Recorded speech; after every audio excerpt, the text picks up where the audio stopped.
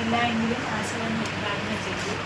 ആശവൻ എന്നോട് സംസാരിച്ചു പറഞ്ഞു, ചേച്ചി അവിടെ എല്ലാവരും നല്ല ഒരു കൂട്ടായ്മയിലൂടെ പ്രവർത്തിക്കുന്നവരാണ് എന്നൊക്കെ എന്നോട് ഒരുപാട് സംസാരിച്ചു. എന്തായാലും വളരെ സന്തോഷം. എനിക്ക് വേണ്ടി നിങ്ങൾ ഇതിനു വേണ്ടി ഈ ഒരു സമയം നിശ്ചയിച്ചതിലും എനിക്കൊരു ആദരവ് തന്നതിലും എനിക്ക് അതിയായ സന്തോഷം, നന്ദി എല്ലാം ഞാൻ അർപ്പിക്കുകയാണ്.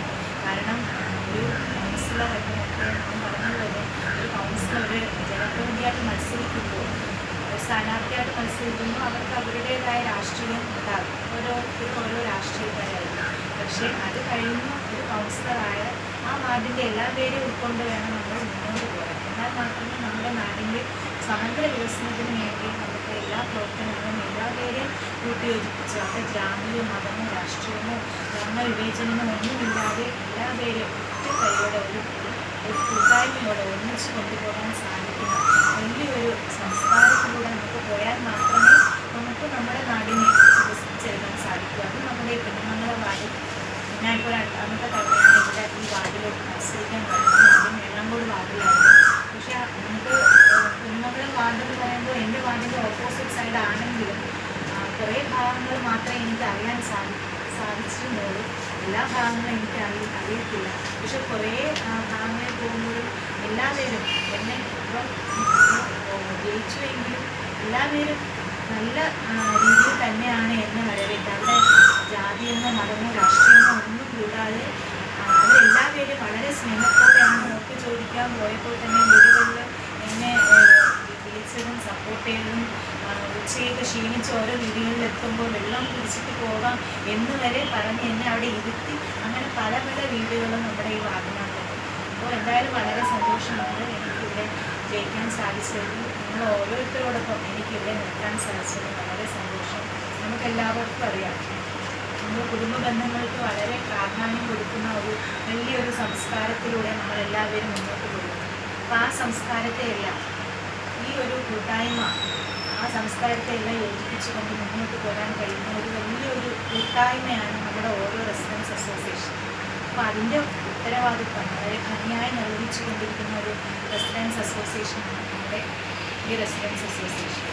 അപ്പോൾ നമ്മുടെ ഈ റെസിഡൻസ് അസോസിയേഷനിൽ അവിടുത്തെ ഒരു ജനപ്രതിനിധി അല്ലെങ്കിൽ അവിടുത്തെ നമ്മുടെ സെക്രട്ടറിയോ പ്രസിഡൻറ്റോ മറ്റേ എക്സിക്യൂട്ടീവ് അംഗങ്ങളോ അവരായിരിക്കും അവിടുത്തെ ഒരു കൗൺസിലറിന് തുല്യം എന്ന് പറയുക. കാരണം എന്ന് വെച്ചാൽ നമ്മുടെ ഈ പ്രദേശത്തെ എന്ത് കാര്യങ്ങളുണ്ടെങ്കിലും ഈ റെസിഡൻസിൽ പരിധിയിൽ വരുന്ന എന്ത് കാര്യങ്ങളുണ്ടെങ്കിലും അവരുടെ നമ്മൾ പരിഹരിച്ച് മുന്നോട്ട് കൊണ്ടുപോവുകയാണ് ചെയ്യുന്നത്. അപ്പോൾ എന്തായാലും വളരെ സന്തോഷമുണ്ട് എനിക്ക് ഈ ഒരു പരിപാടി ഈ ഒരു വേദിയിൽ പങ്കിടാൻ സാധിച്ചത്. അതോടൊപ്പം നമ്മുടെ ഈ പിന്നിൽ എന്നെയും കൂടെ ഇത് ഉൾക്കൊണ്ടുകൊണ്ട് ആ ഒരു ഉദ്ഘാടന ചടങ്ങിലും എന്നെ ഉൾക്കൊള്ളിച്ചതിൽ വളരെ സന്തോഷമുണ്ട്. അതിന് നേരത്തെ എന്നോട് ആദ്യം പറഞ്ഞത് 4 മണിക്ക് തുടങ്ങും എന്നാണ് എന്നോട് ആദ്യം സംസാരിച്ചത്. അപ്പോൾ പിന്നെ ഇന്നലെ വിളിച്ചത് 5 മണി കഴിഞ്ഞിട്ട് വന്നാൽ ഒരു 6 മണിക്ക്. അപ്പോൾ എനിക്ക് നേരത്തെ തന്നെ 6 മണിക്ക് ഒരു പരിപാടി ഏൽപ്പിച്ചിരുന്നു. അതിൻ്റെ അധ്യക്ഷപദം അലങ്കരിക്കേണ്ട ഞാനാണ്. അപ്പോൾ അത് ഏകദേശം ഒരു 6 മണി കഴിയും. അതാണ് ഞാൻ ചോദിച്ചത് 10 മിനിറ്റ് ഒന്ന് വെയിറ്റ് ചെയ്യുമോ എന്ന് ഞാൻ ചോദിച്ചത്. എൻ്റെ ഒരു എന്തായാലും ഞാൻ പോയിട്ട് തിരിച്ച് വരും ഉറപ്പാണ്. നമുക്ക് ഒന്നിച്ച് ഈ ഇരുന്നിൽ നമുക്ക് ഒന്നിച്ച് പോകാം.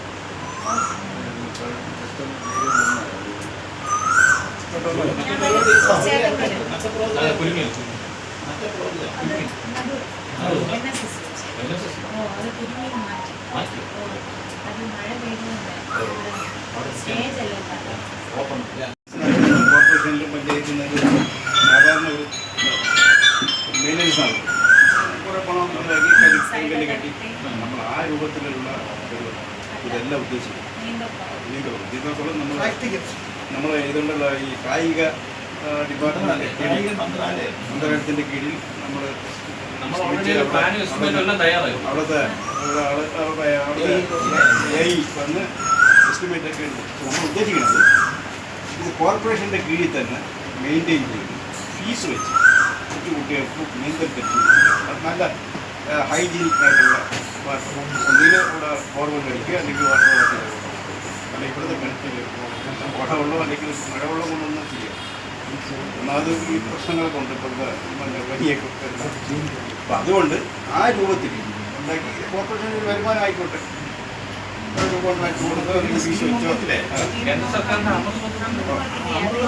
അത് നീന്തൽ പരിശീലനം ഹൈജീനിക്ക് അയക്കണം, ആർക്കും അസുഖങ്ങൾ ഉണ്ടായില്ലെങ്കിൽ കോർപ്പറേഷൻ്റെ കീഴിൽ തന്നെ കോർപ്പറേഷൻ്റെ കൺട്രോളിൽ തന്നെ നടത്തുന്ന രൂപത്തിലാണ്. പിന്നെ ഒരു കാര്യം കൂടി പറയുന്നത്, നമ്മുടെ കുളത്തിൻ്റെ ചുറ്റും ഇന്റർലോക്ക് കുറച്ച് ഭാഗം ഈ നിർമ്മളം കുറേ ഭാഗം ഇതൊരു വാക്കബിൾ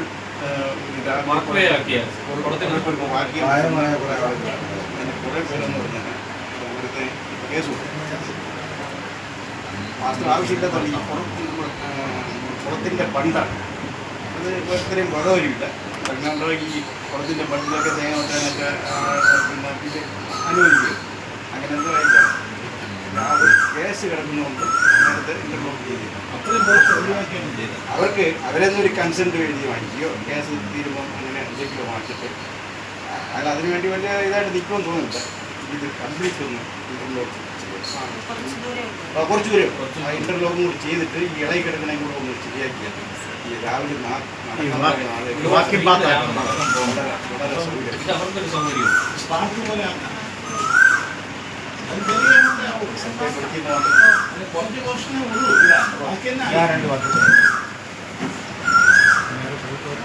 ആദ്യമായിട്ട്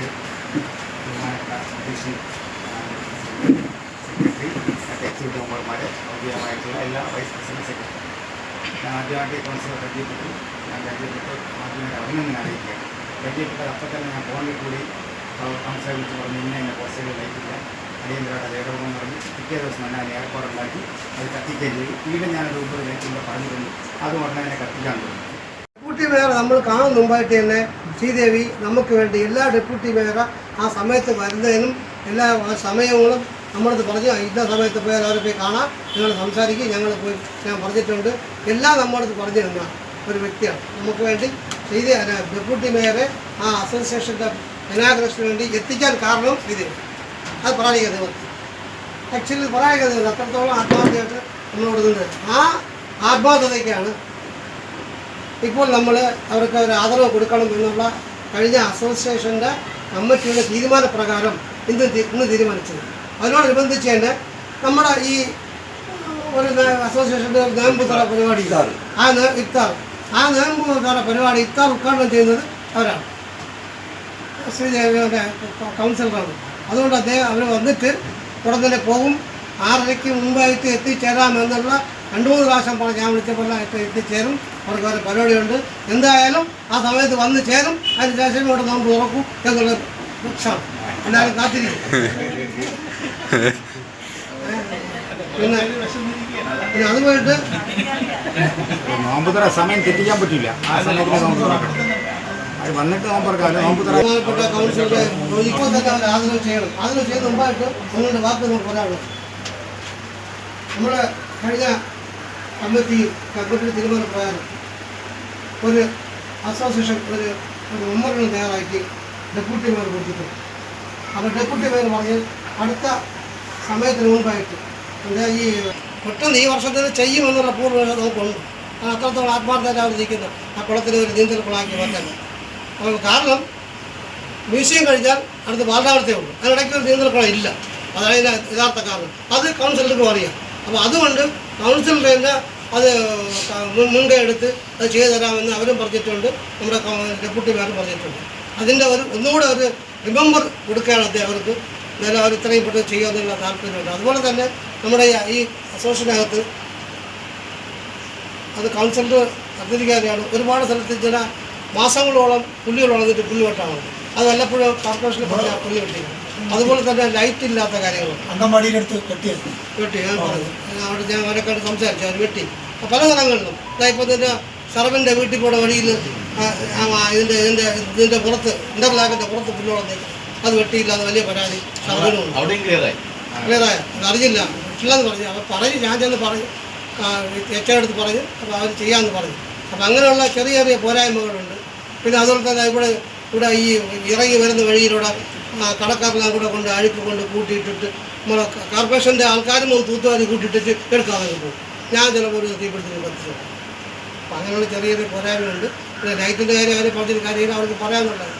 അപ്പോൾ അതെല്ലാം നമ്മുടെ പോരായ്മകളെല്ലാം ഇത് കണ്ടുകൊണ്ട് അസോസിയേഷനിൽ ഇവിടെയെല്ലാം ഇവിടെ ഒരു ഓട ക്ലീൻ ചെയ്യുന്നുണ്ട്.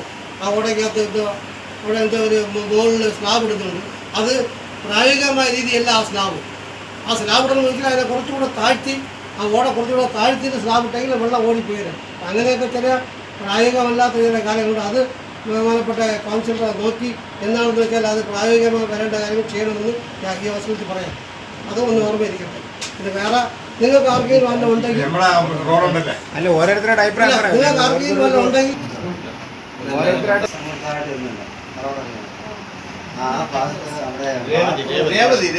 രേവതി ബേസ് മനസ്സിലായത്. ആ നോർമൽ ബേബി കെയറിന്റെ ആ ഭാഗത്ത് ഇറങ്ങുന്നിടത്ത് താഴോട്ട് പൈപ്പ് കണക്ഷൻ വേണ്ടി അവിടെ ചാലി വെട്ടി, നടുക്കൂടെ ചാലി വെട്ടി. ചാലി വെട്ടിയിട്ട് അത് മണ്ണ് മൂടിയതല്ലാതെ ആ 3 മാസം വരെ ആ ഭാഗം മണ്ണ് മാറ്റിയിട്ട് ആ ഭാഗം കൂടി ഒന്ന് കോൺക്രീറ്റ് ചെയ്യേണ്ടതുണ്ട്. അപ്പോൾ അവർ പറഞ്ഞു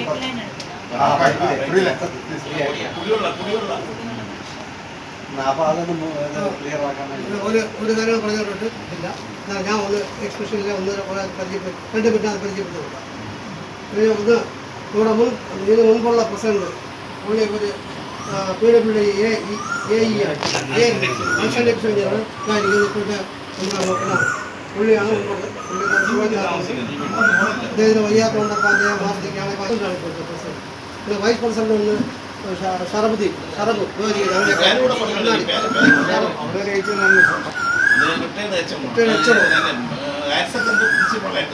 പിന്നെ ഇതിൻ്റെയൊക്കെ സെക്രട്ടറി എന്നെ ആക്കിയിട്ടുണ്ട്. പിന്നെ ഒരു ജോയിന്റ് സെക്രട്ടറി ഒന്ന് ഈ രാജനാണ്. അടുത്ത ജോയിന്റ് സെക്രട്ടറി ഇതായിരിക്കുന്നത് ശശിധരൻ നായർ. പിന്നെ അവർ ഖജാൻജി കൂടെ ഇല്ല, കൊച്ചിനെ കൊണ്ട് ഇവിടെ കൂടിയിരിക്കുക. പിന്നെ ബാക്കിക്കൊണ്ട് അവിടെ ഇരിക്കുന്ന എല്ലാ എക്സ്പെർട്ട് മെമ്പർമാരാണ്. ഓരോരുത്തർ പേരെടുത്ത് പറയുന്നില്ല. എല്ലാവരും കൊണ്ട് നമ്മുടെ ആദർശ മുൻ സെക്രട്ടറിയും മുൻ ജോയിന്റ് സെക്രട്ടറി ഇപ്പോഴേ ജോയിന്റ് സെക്രട്ടറി സഭയില്ല, എനിക്ക് അസുഖമാണ് മറ്റാണെന്ന് പറഞ്ഞ് മാറി ഇന്നുകൊണ്ട് ഇപ്പോൾ വേറെ ആരെ തലി വെച്ച് കൊടുക്കുന്നത്. അങ്ങനെയൊക്കെ ഇരിക്കുകയാണ്. അതുപോയിട്ട് നമ്മുടെ പള്ളിയിലെ സെക്രട്ടറി ഇവിടുത്തെ സെക്രട്ടറി ആയിരുന്നു, ഇപ്പം മാറി. അതുപോലെ തന്നെ ഇവിടെ എല്ലാവരും എക്സ്പെർട്ട് മെമ്പർമാരാണ്. ഇതായിരിക്കും ഒരു സെക്രട്ടറി, ഒരു പ്രസിഡൻ്റായിരുന്നു, വൈസ് പ്രസിഡൻ്റായിരുന്നു. അദ്ദേഹത്തിൻ്റെ വീടാണിത്, അദ്ദേഹത്തിൻ്റെ സ്ഥലമാണിത്. അദ്ദേഹം മനഃപൂർവ്വം മാറിയിരിക്കുകയാണ് ഇപ്പോഴും, കാരണം സമയമെല്ലാം മാറിയിരിക്കുകയാണ്. പിന്നെ രാജരക്ഷീസ്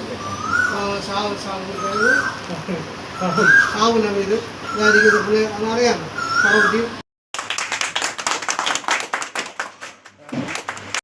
അത് മാറ്റിയിട്ട് ശ്രീദേവിയുടെ ഇനാഗ്രേഷൻ ഉദ്ഘാടനം ചെയ്യാൻ വെച്ചിരുന്നത് മേയറെ. അപ്പോൾ മേജർ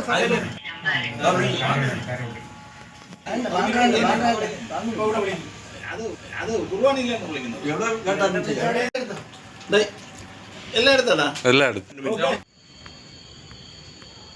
ഓക്കെ.